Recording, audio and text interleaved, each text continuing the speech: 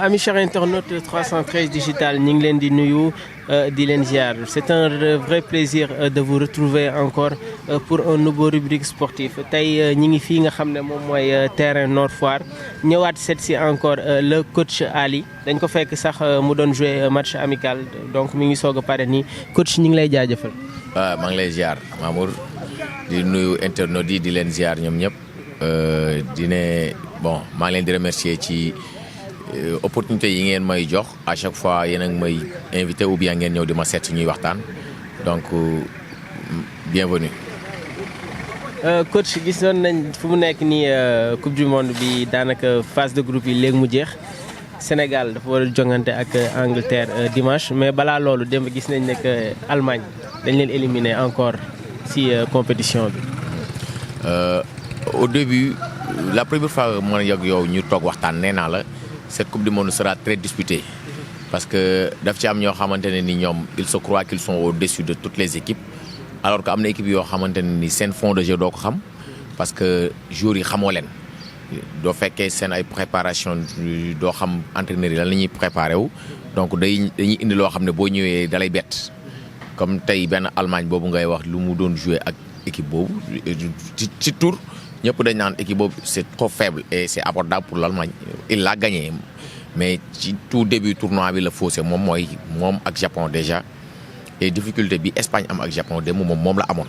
parce que japonais yi durant tout le long du match ñoom dañuy daw avec le ballon ou sans le ballon seen temps fort ak seen temps faible yëpp ñoom ils sont toujours en mouvement donc équipe buy conserver bal booy daw rek yow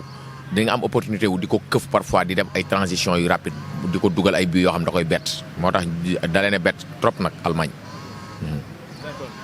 coach fu mu nekk nii Sénégal mi ngi war a jongante ak Angleterre dimanche jot nañ am ay yenn réaction ku yu bëri mais gis nañ ne que daal gars yi xaw nañ ragal tuuti équipe Angleterre bi. waaw sur le papier c'est du très lourd parce que.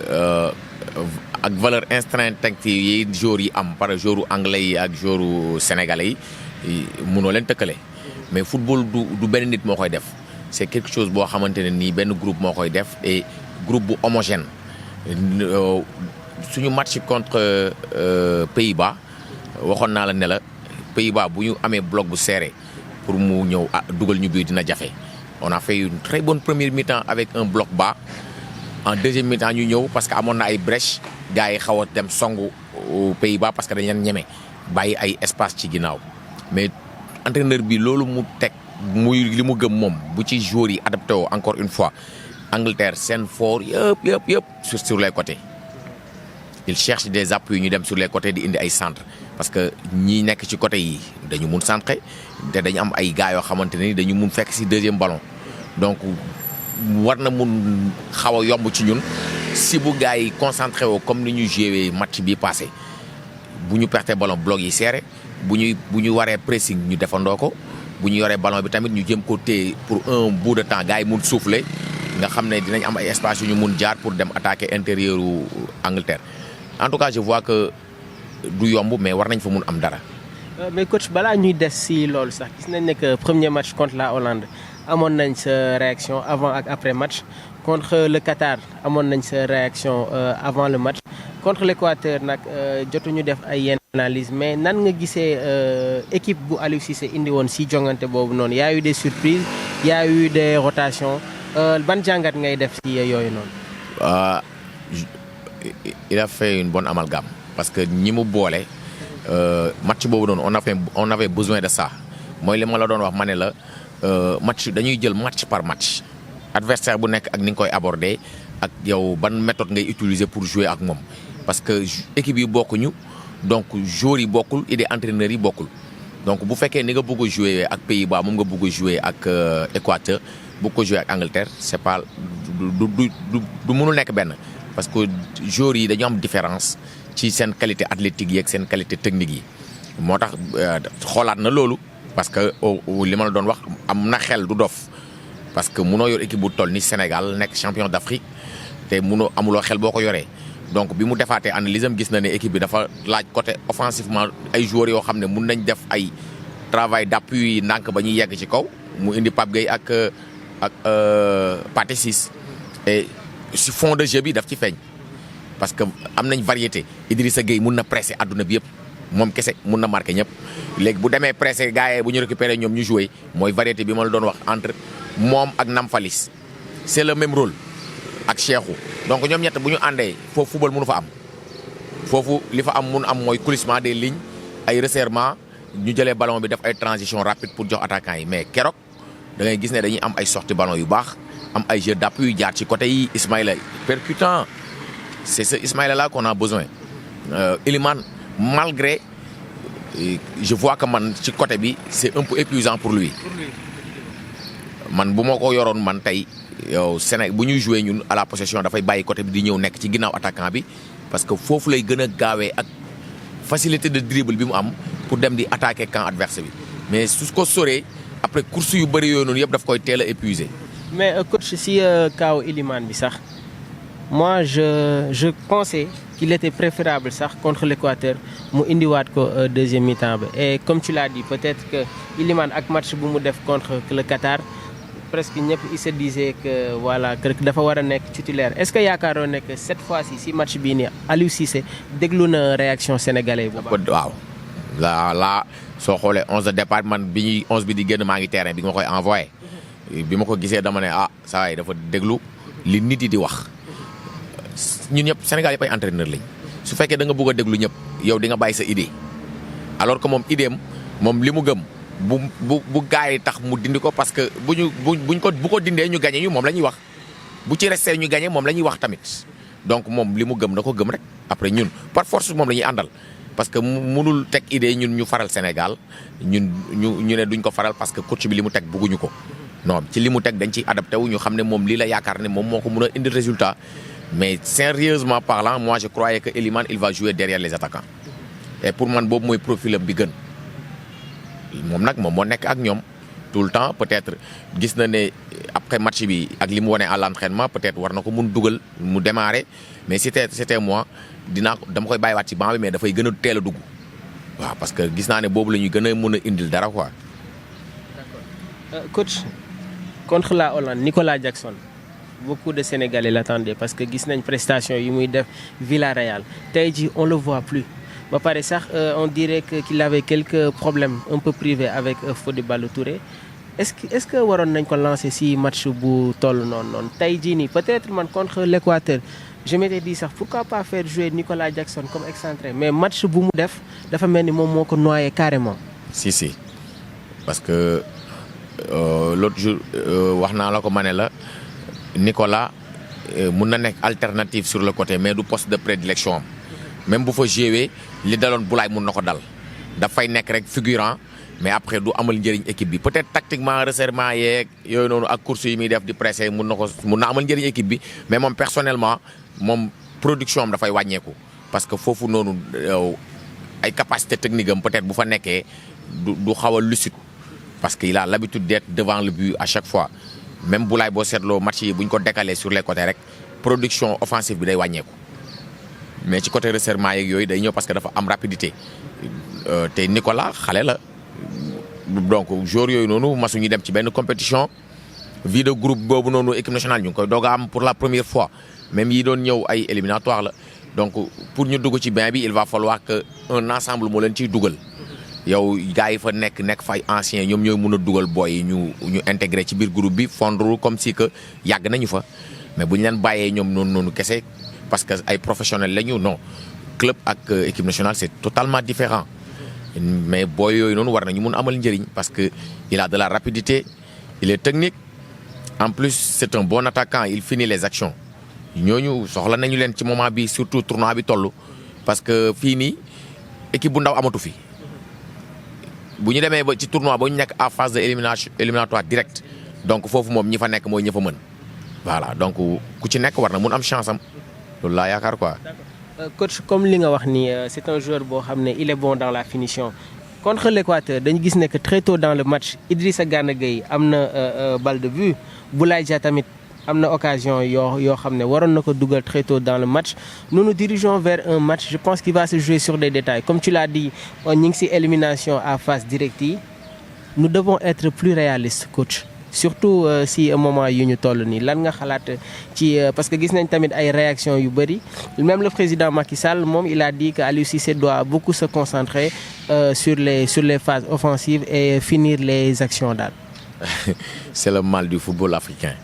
mooy les attaquants yow terme bi sax maa ngi jéggalu mais des attaquants tueurs. mooy ñoo xamante ne ni tey damitu occasion sax dañ koy def occasion. ñun attaquant boobu la ñu amatul depuis Papis Demba Cissé. dañuy transformer des actions yoo xam ne en but yoo xam ne bokkul sax ci match bi. Boulaye parfois il est dans la surface mais il n'est pas lucide parce que action yooyu noonu mu raté noonu bu xooloon camp yi mu jël temps am lucide bu ko dugalul penalty lay doon. et bu xooloon dina xam fu camp bi soufflé man premièrement prise de balle bi mu ko defee rek xam naa ne bu dóoree côté opposé day génn parce que xoolul sax camp bi alors que bu lu si doon day na am temps wu beneen contrôle pour croiser ballon bi ci camp alors que benn Harry Kane ballon yooyu noonu yëpp c'est des balles de but équipe boobu nekk en doute après yow ngay ñëw plus fort parce que ñoom dañuy ñëw génn def découverte pour ñëw égaliser bàyyi ay brèche nga jaaraat fa. mais moom Ismaïla surtout Idi bi ñëw ci deuxième ballon yi il va falloir que ñu gën a lucide devant les buts quoi. Coach, avant le début de la compétition on a parlé des cadres de l'équipe nationale du Sénégal notamment Idrissa Gana Gueye Ismaïla Sarr d'abord Idrissa Gana Gueye gis nañ ne que il est en train de faire un excellent tournoi duñ ko am nag dimanche contre l'Angleterre rappelons que joué na championnat Angleterre il est à Everton il va beaucoup nous manquer coach. Énormément. Durant avant muy am carton bi maa ngi naan coach génneel Idi parce que je savais que dina amaat carton parce que ak façon bi muy joué moom par force dafay percuter gars yi donc te mënul éviter carton parce que dañuy soxla résultat direct bu positif donc ñëppay dem ci impact bi mais à un moment même bi muy def premier changement bi pour man Idi lay génnee doog a dugal Nampalys avant muy génne Pathé parce que Pathé nekkul woon sous coup de suspension Idi moo gën a important parce que Idi comme li ngay wax cadre la ci équipe bi mënuñu manqué Sadio Mané manqué waat Idrissa Gueye manqué Cheikhou Kouyaté dans une équipe presque sa colonne vertébrale génn na et heureusement on a un Nampalys boo xam ne mook Idi même registre la te mu ngi fi commencé yàgg xam ne Idi entraîneur bi ak yooyu mais on préférait am Idi parce que Angleterre kii di ñi joué ak ñoom nga xam leen di joué ak ñoom moo ñu gënal que nga nekk Espagne di joué ak Angleterre. parce que idée bi anglais yi di joué ñoom xam nañ ko yàgg na fa et la anglais yi respecté nañu ko trop parce que ci ay performance am moo tax début tournoi bi dafa nekkoon ci suuf mais au fur et à mesure moom xam na lan mooy rôle am ci équipe bi mu xam ne fii mu toll du yëfam élevé na rythme bi Ismaïla la même chose premier match mu ngi commencé yoot mais là dernier match là da nga koy gis nga xam ne kii dafa ñëw pour def dara. Coach avant ñuy jàll si Ismaïla Sarr on va rester toujours si milieu de terrain bi Pape Gueye il était titulaire il a joué toute la rencontre contre l'Équateur peut-être que premier match bi on l'avait pas trop vu parce que il y avait beaucoup de réglages à faire si premier match boobu noonu deuxième match bi gis nañ ko troisième match bi tamit ñëw na il a fait un excellent match ban jàngat ni ngay def si loolu. Pape technicité am rek daf ñuy amal njëriñ si garder ballon bi parce que fu ñu waree temporiser bu ñëwee ba ci moom bal bi dina jël tuuti temps bu demee ci ñeneen ñi bu waree gaaw dina gaaw mais moom heure bu ñu soxlaa mu taxaw tuuti rek bu yegsee si moom dina ko taxawal et bu ko taxawalee il cherche des solutions yoo xamante ne nii mooy gën a adéquat donc techniquement mooy variété bi mu ñuy indil par rapport ak Pathé par rapport ak Nampalys par rapport ak Idi il nous amène beaucoup de variétés même su fekkente ni il joue trop sur la largeur parce que man loolu rek laa koy reprocher parce que il est toujours large parfois daf ko war a bàyyi di def tuuti si verticalité bi mais bu dul loolu moom extraordinaire waaye et man maa ngi yaakaar ne war na mun ñëwaat match bi nii. Bon avec la suspension de Idrissa Gana Gueye Cheikhou Kouyaté kenn xamagul parce que newoon nañ ne que il va manquer les deux derniers bi mu gaañoo contre Hollande dañ newoon que dina manquer yeneen ñaari match yi contre le Qatar et l'Équateur peut-être que mun nañ koo amaat kenn xamagul pour le moment mais ban milieu terrain nga yaakaar ne que moom moo war a jouer contre l'Angleterre parce que su ñuy xool Southgate en général il jouait avec un système 3-5-2 mais gis nañ ne que si Coupe du Monde bi ba tey il est un peu plus offensif en mettant au milieu de terrain Declan Rice Jude Bellingham ak Mason Mount wala Jordan Henderson moom mooy ñëw si milieu terrain bi ban milieu terrain la Aliou Cissé war a indi pour rivaliser ak milieu terrain anglais bi. Man je vois sortie Idi Namphalis tu laisses les deux autres Pathé et Pape Gueye. Pathé avancé comme fi Idi nekkoon Namphalis nekk fi mu doon nekk devant la défense milieu terrain boobu je vois que c'est bon parce que dinañ am pressing boo xam ne bu ñu ko soxlaa bu constant et bu ñu amee ballon bi dinañ jouer pour jéem a am ay brèches derrière les défenseurs parce que lu ñu munti wax tamit Angleterre seen fort yëpp à part le milieu terrain et l'attaque sur les côtés là donc seen défense bi l'axe central c'est pas tellement Harry Maguire et John Stones métti boobu gars yi bu Ismaïla bu ñu jëlee ay responsabilité ba pare occasion yi ñuy am mun na nekk benn ci match bi ñu dugal ko toog xaar leen. Concernant Ismaïla Sarr premier match bi contre la Hollande on l'a vu 2 à 3 reprises benn wala ñaari yoon rek moom lañ ko gis contre l'Équateur on a senti que mi ngi ñëw nànk par nànk contre le Qatar plutôt contre l'Équateur ñu ñëw gis ne que on a retrouvé le grand Ismaïla Sarr. moom la Ismaïla bii nag moom laa xam depuis Génération Foot un joueur osé percutant et engagé et qui prend ses responsabilités surtout parce que au moment du penalty bi ko Elimane jëlee pour dóor ko j'étais avec le président mu ngi naan mais Elimane dëgër na fi dans première sélection ma ne ko mais un bon footballeur amul temps wu tiit te kii nii footballeur bu mag la mais nag laa bi ko Ismaïla jëlee ma ne il commence à prendre ses responsabilités parce que Sadio bu fi nekkul yow la ñu wax la ko ak ñu ñàkk la ko wax donc loolu moom kontaan nañ ci te yàlla na gën a continuer. Coach gis nañ ne que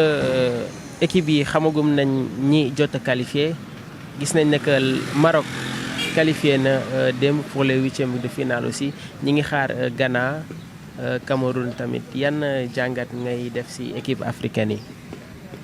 Coupe du monde bi moom même tubaab yi sax dañoo jommi ci performance africain yi un Maroc qui est premier sur de sa poule avec des matchs de très haut niveau. partagé poule ak Belgique. ay équipe yoo xam ne ñëpp ci favori yi lañ leen defoon nga ñëw jël pay seen kaw là le coach am na mérite parce que équipe boo xam ne da nga ko jël en cours nga ñëw defar ko ba tey poule Coupe du monde équipe africaine gëj na cee jël pay yàgg na. nga jël ci paix avec la manière du jouer mu am de l'intensité am na plaisir parce que ñi koy def ñu ngi koy sentir ba ñun ñi ci biti ñu ngi koy gis un Ghana aussi par manque de chance ñu gagné ko le match passé mais voilà mais tu vois qu'il y a des joueurs qui sont trop engagés xam nañ li leen indi li leen yëkkati tey bëgg nañu jox honneur Afrique ba tey yow ëllëg comme ñu ngi doon kaas boobu ba léegi ñu yokkal ñu ay équipe mais ci performance yi nii la ñuy yokkale mais bu fekkente ne comme niñ Afrique doon ñëw à la découverte ab kay ñu ñibbiwaat ñu ñëpp premier tour là les données commencent à changer. D'accord. Coach si équipe bu Maroc boobu noonu on a retrouvé le grand Hakim Ziyech il faut qu'on en parle il était à l'Ajax Amsterdam tey jii mi ngi Chelsea bi mu ñëwee Chelsea ba tey il est moins bon. Là, il est courtisé par le Milan AC. C'est l'élément moteur de l'équipe marocaine. De l'autre côté aussi, on a Sofiane Boufal. Nan nga gisee réaction joueurs yooyu noonu parce que gis nañ ne que cadre yi nekkoon ci équipe africaine yi bi ñu leen indiwaatee au début c'était un peu compliqué mais là ils sont en train de retrouver waat leur forme. ñooñu dañu nekkoon ci sukuraat ay mel ni ay nit yuy waaj a dee ñu dekkiwaat maanaam ñoom ñoo ressuscité seen bopp parce que xam nañ ne fii c'est le moment idéal pour ñoom ñu montrer que ils ne sont pas morts. parce que coach dina ñëw ci équipe du bëgg joueur malgré son talent moo xam lu tax mu koy bañ wax comportement am la wala dafa mënul dugg ci système de jeu mais là le coach Regragui daf ko indiwaat jox ko confiance totale mu ñëw def li mu def kii di Hakim Ziyech talent lañ ko ñëpp xamee Hakim un très bon passeur bal arrêté spécialité am la Sofiane Boufal def Southampton def na fa lu ne bi mu ñëwaatee France la même chose ñooñu duñu ay joueurs yu ndaw donc c'est des joueurs confirmés mais ci compétition bu mag ak match bu mag ci la ñu gën a ràññee joueurs yu mag yi te ñoom là ils sont dedans. di fàttali mbokku internautes yi rek nous sommes avec le coach Ali de GS Foot on a eu à partager beaucoup de plateaux ñu ngi lay jaajëfal encore bu baax a baax kon coach nous allons continuer ñu des tuuti ci équipe Sénégal bi Ismaël Jakobs on avait des soucis concernant Saliou Ciss Fodé Ballo moom lañu indi Ismaël Jakobs ak Moussa Ndiaye Ismaël Jakobs contre la Hollande dugg na peut-être qu'il était un peu perdu mais après gis nañ ne que vraiment c'est un très grand joueur. li koy wone sax mooy il est trop courtisé pour le mercato de janvier. Effectivement. Parce que ay performance am yi mu def ci coupe du monde bi à Monaco il n'a pas beaucoup de temps. Parfois il joue parfois il ne joue pas. waaw parce que moom sax Allemagne ki la nekkoon. fu mu nekk nii yaa il est courtisé par Francfort Leipzig ak je pense qu'il y a une troisième effectivement le Bayern Leverkusen nan nga gisee joueur boobu coach. il est extraordinaire. waxtaan nañu ma ne la. je vois que défensivement moom moo gën a défensif Saliou Ciss. ma ne la Saliou Ciss c'est le défenseur le plus offensif des Sénégalais. mais tey Ismaël Jakobs dafa allié ñaar yooyu noonu. mooy y a de l'offensivité am na défensivité moom donc bu kooku mooy footballeur moderne. boo ko woowee côté défensif il est rigoureux il anticipe bien les ballons xam na fan la war a resserrer xam na fu mu war a desserrer donc tey bokk na ci joueurs yi nga xamante ne nii bett nañu ñëpp ci équipe nationale Sénégal. coach ñu des surtout sax ci côté boobu noonu équipe Sénégal amoon nañ benn latéral boo xam ne Arma Traoré dafa mel ni que il a un peu ce style de jeu ak Arma Traoré après nag par la suite Arma ak blessure yi manque de rythme bi ñëwatul équipe Sénégal Saliou Ciss moom moo doon continuer jouer tey jii ñu am Ismaël Jakobs qui fait oublier Fodé Ballo Touré qui est à l'AS Milan si ban lancé moom la war a continuer nii. Ismaël moom ci boppam bu toogee sax ci chambre d'hôtel am dina remercier Sénégal parce que mooy li ñuy wax y en a beaucoup qui sont en Europe ñuy retarder seen bopp foofu di xaar ay échéances yoo xamante ne nii xamoo sax ndax dina yegg si mais là dafa saisir chance bi ba ci jour match bi qualifié wagul mais Aliou Cissé moom tamit am na patience su xam ne kii par force dina ñëw il a laissé sur le banc on a eu un Abdou Diallo mu blessé. mais bi mu duggee da ngay xam ne kii dafay dugg ak envie boobu noonu moom moo koy topp nii match yi muy def yëpp extraordinaire Sénégal mun nañ wax bépp côté mais sur les côtés les latéraux on n'a pas de problème là-bas y a un Youssouf Sabaly trop sérieux concentré sur le sujet nga am Ismaël Jakobs moom it même chose Abdou Diallo impeccable. coach on ne parle pas trop de Youssouf Sabaly mais maanaam moom day def liggéeyam sans que ñu s'y rendre compte concernant la charnière centrale le Koulibaly ak Abdou Diallo ils s'entendent bien on a retrouvé aussi le grand Edouard Mendy bien vrai que premier match bi il est passé à côté gis nañ ne que contre le Qatar il a montré encore qui il était contre l'Équateur mu ñëw confirmer comme tu dis pour la défense par moment on sent que la défense sénégalaise est un peu fébrile coach suñu mënewee y a toujours un repli mooy waral gars yi suñu sëppoo tuuti rek dañuy dugal but ban avant ñuy ñëw ci tactique yu coach bi war a def à ce point nan nga gisee Edouard suñu défense bi ak ki nga xam ne moom mooy Edouard Mendy. Beaucoup plus de sérieux et en plus je vois que ñoom bi ñuy ñëw doute yi ñuy jëlee woon seen club dañ ko indaale woon ci équipe bi mais au fur et à mesure des matchs ñu xam ne nekkatuñu Chelsea mais moom même Kalidou il commence à retrouver ses pairs ndax mu ngi commencé waat réaction yi mu doon am yooyu yëpp mu ngi ñëwaat ci moom donc ñu ngi commencé waat di gagner seen confiance en soi joueurs yooyu noonu au fur et à mesure tournoi bi dem dañuy gën a am doole parce que déjà épuisé wuñu lu bari seen club yi ay remplaçant tey titulaire suba doo jouer donc ñooñu am nañ force Abdou Diallo il était blessé am na récupération bu doy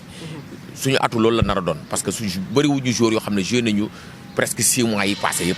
Pape Gueye même chose Pathé Ciss bu joué tey suba kan entraîné du ko dugal am na fraîcheur Nampalys Idi moo ñëw après sur les 3 mois passés il a joué tous les matchs à Everton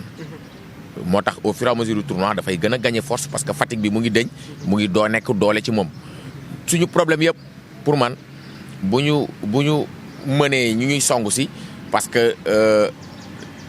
affaire africain la pour man mooy jàpp nga ne mëne nga match bi jeex na alors que match bi dafay durer surtout la coupe du monde 100 minutes boo xoolee minutes yi si yokku yëpp day mat au moins 5 minutes à 6 minutes temps additionnel donc loolu noonu yëpp dafa bokk ci jeu bi da ngay concentré du début mooy à la première minute jusqu'à la 95e pour nga def un bon résultat mais tu peux pas être concentré 80 minutes après li des ci match bi après ngay concentré wu par séquence par intermittence donc ci temps faible bi ngay am yow ci biir match bi donc yooyu mun na nekk ay résultats yu négatif lay indi. D'accord. Coach, comme ni nga ko waxee nii là on est en train de retrouver suñu grands joueurs yi à leur meilleur niveau concernant les replis def gis nañ ne que à chaque fois que le Sénégal mène dañuy jël but ban coach Aliou Cissé ban jàngat la war a gën a def si moment yooyu noonu su équipe bi mënewee. parce que ñun bu ñu mënee damay seetlu dañuy ñëw en défense basse alors que la meilleure façon de défendre mooy nga dem fekk ji waa ji ci zone am ballon yi ñu koy récupérer foofu noonu après parce que pour nga def yegg ci camp am dina yomb mais à chaque fois que yow yaa ngi def 2 pas de derrière rek le danger yi mu ngi gën a ñëw sa camp parce que yow yaa ngi indi ballon bi donc mais si ngay avancer vers le ballon danger bi dafay moindre parce que même booy def ay fautes dafay nekk loin des buts et en plus match bi ñuy joué match balle arrêté la match bi ñu jëm match balle arrêté la parce que ñoom loolu ci seen fort la et ñun Sénégal dañu am déficit ci balle aérien loolu nag il va falloir que ñu avancer équipe bi mooy mu ñu mënee ak bu ñu nekkee 0-0 yëpp pour ñu wàññi brèche yi nga xam ne day am ci suñu ginnaaw défense bi. D'accord. Coach, le Sénégal jouera face à l'Angleterre le dimanche. Beaucoup de spécialistes ont déjà éliminé le Sénégal. On a vu la réaction des anciens cadres des Three Lions, notamment John Terry, Jamie Carragher, Wayne Rooney, avec des journalistes, de grands journalistes qui disent que ce sera entre l'Angleterre et la France. En tant que joueur, nga nekk ci équipe nationale nekk ci coupe du monde genre parole yooyu noonu lan la war a def. daf lay booster daf la war a yokk jom mooy nit daf la xas kii da ne yow xamoo dara yow ñi ngay jéewal dañuy foo ak yow day parce que fee ñu jëm la ñu war a jëm mais alors que le football ne se joue pas avant le match. football du lu ñuy calculer bu exact nga def 2 + 2 mu donné la 4 non loolu du football da ngay calculer 7 × 7 du la jox loolu. leneen la lay jox boo duggee ci biir terrain bi donc la réalité c'est dans le terrain calcul yi ñuy def ak positionnement yeeg repli tactique yeeg yooyu noonu yëpp équipe match ki gën a engagé moo ko ëpp chance pour gagner ko. Coach, le Sénégal a-t-il les moyens de remporter ce 8e de finale? waaw war na mu nekk parce que am nañu lu ñu ko may tey mais nag ñu bañ a naagu que ne ñun ak Angleterre ñoo tolloo doole wala ñun ñoo ko mun non mënuñu ko. Comme contre la Hollande. Voilà il faut se rabaisser ñun dañu nekk ci suñu yoon rek di dem donc le mieux mooy ku ñu toll étape bu ñu ne nañ jàpp ñun ne ñun ñoo gën a faible ñun ñoo gën a bon ñoom ñooy équipe bu baax bi donc bu ñu ñëwee loolu noonu la ñuy indi ñu guerre ak ñoom parce que fi ñu toll nii wuti la bul nangu ko la jam naa ni yow lu la waa ji def rek. À la fin de cette édition mais balaa ñuy tëj tey fekk nañ la fii nga am match amical gis nañ méthode bi ngay entraîner gis nañ aussi message yi ngay lancer jeunes yi avant pendant et après le match suñu premier interview ak yow waxoon nga ñu ko nee nga ñu que quand je suis dans le terrain je suis une autre personne su ma génnee nag aussi gis nañ ne que y a la cohésion ak sa joueur yi ban méthode moom ngay employer sur ce domaine là. non ñii samay gaañ lañ quoi mais nag en matière de travail y a pas d'amis samay xarit lañu damay bëgg sama message di jàll. moo tax damay am ak ñoom benn entente boo xamante ne tey boo duggee ci biir terrain bi la même soo sonnee sax dinaa la sant benn resserrement wala il suffit que nga dégg sama voix rek di nga xam li ma war a wax. parce que j'ai des termes techniques ak ay gestuels yoo xamante ne nii tàmm nañ ko ci man moom laay utiliser rek parfois nag dinaa yokk voix bi parce que joueur bu nekk dafa am. voilà dinaa yokk voix bi parce que am na joueur yoo xam ne dañu laaj ci biir terrain parfois ñu xaw a nelaw. il faut nga yee leen li leen di yee mooy benn engueulade boo xamante ne nii bon c'est de bonne guerre après loolu bu yeewoo ba gisaat la nga waxtaan ak moom mu dellu si waat dans le match mais en tout cas bon sumay xarit la ñu duñu sumay élèves parce que man élève la comme ñoom mais sumay collaborateur de travail la ñu dañu bokk li ñuy def bokk bëgg-bëgg man ak ñoom donc il faut que ñu am benn cohésion boo xamante ni suñu liggéey war a mun feeñ quoi voilà. Ton dernier mot de la fin ak ban message ngay lancer peuple sénégalais bi. Bah encore di remercier 313 digital surtout si yëg-yëg bi je ne suis personne mais à chaque fois bon yéen a ngi ñëw di ma laaj suma xalaat ak yooyu donc 313 laay njëkk a ñaanal donc tey yàlla na dépassé fi mu nekk ba fi chaîne yu mag yëpp mu toll fa di am ay employés yu bari waaw yow di la remercier aussi di la ñaanal ba fi ñuy dégg ay journalistes yu mel ni Hervé Matou nga toll foofu noonu di remercier caméraman bi la réalisatrice xam nga maa ngi gërëm gars yi nekk foofu noonu yëpp encore une fois di remercier ma famille mes amis mes conseillers di remercier sama président sama collaborateur de travail Fadel Fall mes grands frères waaw maa ngi gërëm ñëpp waaw samay sœur soxna see gars yi maa ngi leen di gërëm quoi waaw. Merci beaucoup. Mesdames et messieurs, nous sommes à la fin de cette édition. Encore une fois, c'est un réel plaisir d'y partager tout le temps avec yow. Comme nous l'avons dit, le Sénégal jouera dimanche face à l'Angleterre. Il y aura des avant-matchs, il y aura des débriefs. Nous allons parler aussi toujours de l'actualité de la Coupe du Monde. Amis chers internautes, nous vous donnons rendez-vous très bientôt pour un nouveau rubrique. Je vous remercie.